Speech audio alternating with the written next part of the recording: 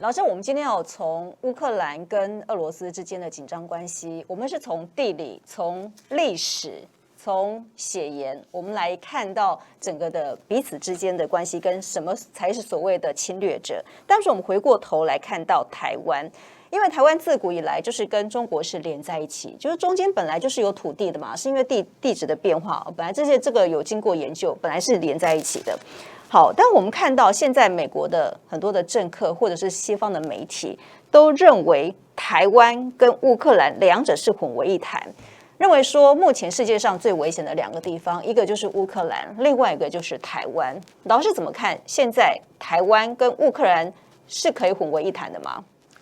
刚刚淑芬在提问当中有一个关键字啊，危险啊，他说非常危险啊，淑芬。你是当然是转述这个西方的，引述这个西方的观点，美国的观点，说台湾非常危险。其实真正危险的是美国，因为美国的霸权啊，在公元2000年，小布什总统要用报复的手段，对于无辜的中东人民要采取报复手段的时候，在一个瞬间，就是我这几天我就看一个纪录片，就是911事件当中的小布什，小布什总统，小布什总统在911事件的时候啊，他在一个小学参访，然后呢，这个下面的这些幼童啊，正在这个老师给他们上课，然后呢，小布什就坐在旁边，也当一个小学生在那边旁听，然后这个时候呢，他的幕僚呢。随扈呢，立刻附耳跟他说：“总统先生，不得了，飞机撞大楼了。”然后小布什的这个表情明显的有一点点变色。可是他这一点很了不起，他很镇定的把那个整个活动完毕了之后，他再匆忙的离开。那可是那一瞬间，我认为小布什如果是一个有慈悲心肠的人，他就不会做这样的一个决定，屠杀开始发动海湾战争台湾翻译成破湾战争，然后去打伊拉克去打阿富汗。各位，911事件发动的或者是执行撞楼的人有几个人啊？有没有超过100个人？有没有超过500个人？就算500个人好不好？可是穆斯林民族、回教的民族，好几亿人呢，好几亿人呢。你不能说因为说参加911恐怖攻击撞坏，把那个双子星大楼撞毁的那不管是500人还是50个人还是5个人。你不能说因为这个极少数的人，然后你就广泛的认为说全部的穆斯林都是凶手。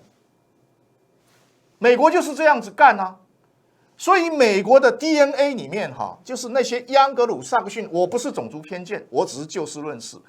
美国的这些白种人，他们的 DNA 就跟那个大篷车时代、西部拓荒时代的心态是一样的，从来没有改变过，屠杀。报复、掠夺、横征暴敛，他们的 DNA 里面就充满了这些元素。所以从小布什的那一刻，911的那一瞬间，决定了美国必亡的命运、必败的命运。为什么？我之前也跟大家讲过一个非常重要的，我们古圣先贤孟子说的一句话。孟子说：“不是杀人者能医之，不嗜好杀人的国王统治者才可以统一天下。”美国不行嘛，你一天到晚杀人，你2战的时候，你面对纳粹德国，你杀人，那没有话说，那是战争。可是911事件，那些穷凶极恶的恐怖分子，是穆斯林当中的极少数，极少数，绝大多数的穆斯林是友善的，是和平的。那你怎么可以迁就？怎么可以迁怒到那些人的身上呢？所以美国从那一刻开始就注定衰败。美国注定衰败，那的原因就是它的骨子里面有一种抹不掉的遗传因子，那个遗传因子就是屠杀报复。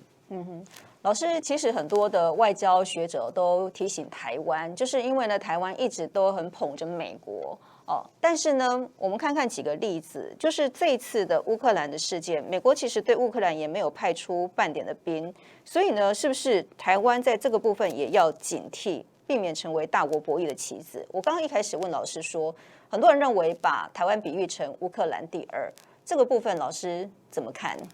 台湾怎么可能会是乌克兰第二呢？如果要乌克兰第二的话，我认为美国是乌克兰第二比较有可能。台湾在过去所有的台湾很多的台独的人说，台湾400年，我们就翻开台湾400年过去的历史，殖民统治的荷兰、日本这两个民族对台湾好吗？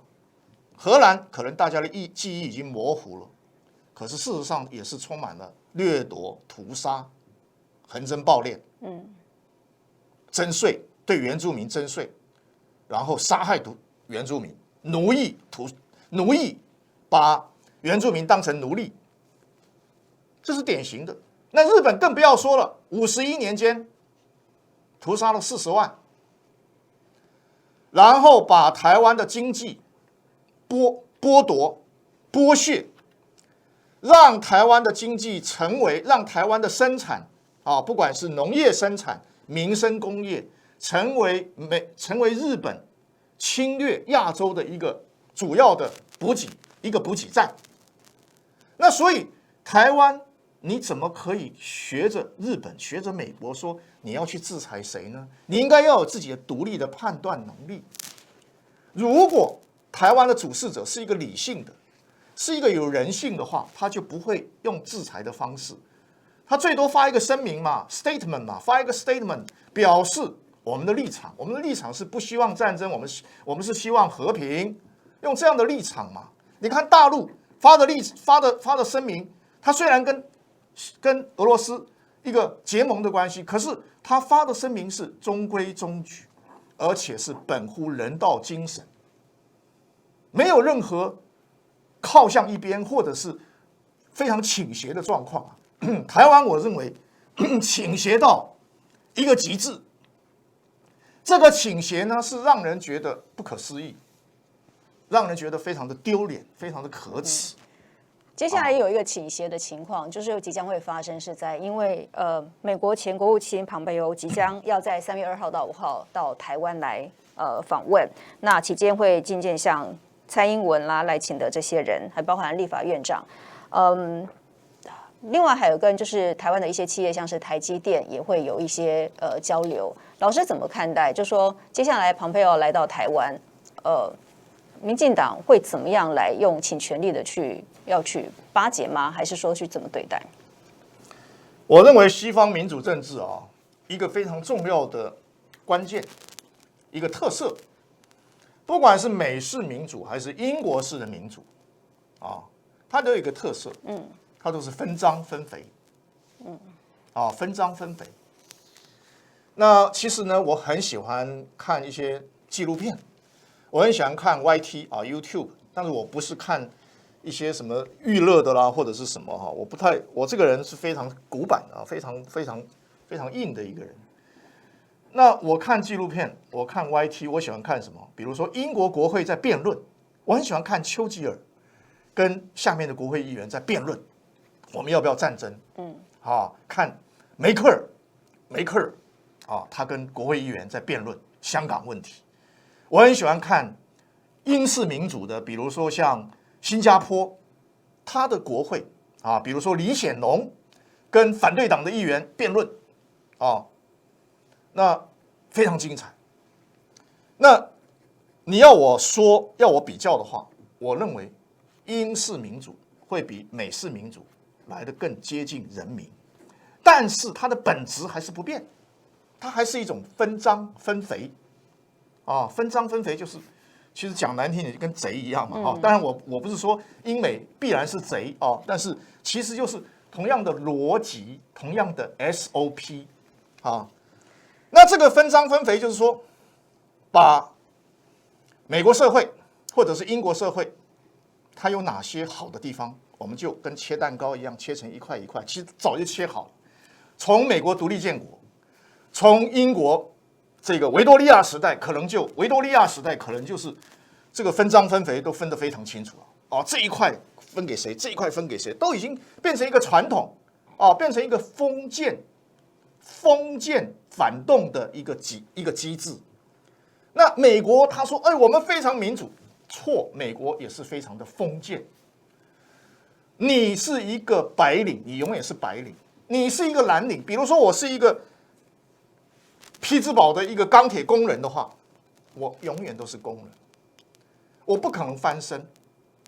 其实中国在古代的时候是非常理性的一个社会，中国古代的文人他可以穷人翻身。比如说我是个读书人，我家里面是非常穷，可是我10年寒窗苦读，我1年我只要考上状元，我立刻穷人翻身。换句话说，中国这样的一个理性的一个机制，它透过科举考试，它可以让社会的阶级流动。可是美国跟英国，你永远不可能，你除非你去买一张 lottery， 买一张彩券，哎呦，我中了1亿美金，我立刻翻身。可是这个几率有多大？那中国古代是你只要努力读书，寒窗苦读，你的运气好，你就会高中状元，或者是高中这个科举考试。西方它不是，就是分赃，它已经分好了。比如说淑芬，你是我们这一党的，所以你也分一块，大家都分一块。那永远每年你都会分到，那不是跟第2时代的农奴制度，或者是跟西藏早期的农奴制度是一样吗？有什么改变呢？只不过是穿了西装打领带，然后喷了古龙水的农奴制度而已嘛。老师刚刚讲到说分赃分肥，西方的方法哈，我们从这一次的俄罗斯跟乌克兰的情势也可以看得到，美国是从中去得利，因为这两方的冲突之后，影响的是国际的金价、国际的油价，还有全球的股市，尤其是股市这个部分，你一上一下。你美国是不是在里头有非常细腻的操作？其实它从中得利很多了。所以淑芬，你讲了一个重点，这个重点非常好，也非常重要。我就听到一个朋友，我认为他讲的非常的精彩。我们每一个人都说，哎呀，这个分析哈，不管是学国际政治的，还是学什么经济的、财经的。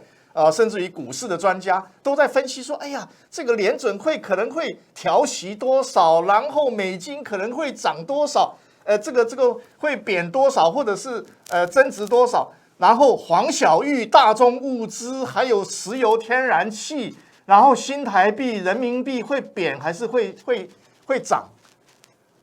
可是我这个朋友，我觉得他绝顶聪明，他就说你们都忘了，其实打乌克兰主要的美国的统治阶级，包括拜登后面的那些资本家，他们从中获利非常的大。换句话说，他们一方面在喊制裁制裁，然后就说，哎呀，你俄罗斯你在侵略。可是他们后面的资本家高兴的要死，每一个人就 mark 选钞票数到手都酸了，不是数钞票，是在数比特币啊，数到酸啊，发财啊，各位。台湾最近前一阵子蛋涨价，然后石油也上涨，对不对？那些卖石油、天然气、黄小玉、黄豆、小麦、玉米那些人赚翻了。为什么赚翻？打仗啊，打仗黄金就上涨啊。那我就一直在吵啊，拜登就说：“哎呀，我告诉你，2月16号会打仗。”然后2月16号没打，就是说20号会打，20号又没打，22号会打，然后22号没打，又说1周之内会打。他在干嘛？他在炒什么？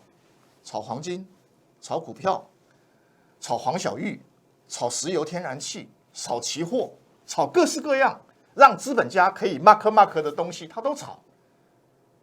所以这一次乌克兰战争，那些西方的假道学、虚伪的伪君子，在那边骂，在那边制裁的时候，他们后面的资本家开心的不得了，大赚其钱。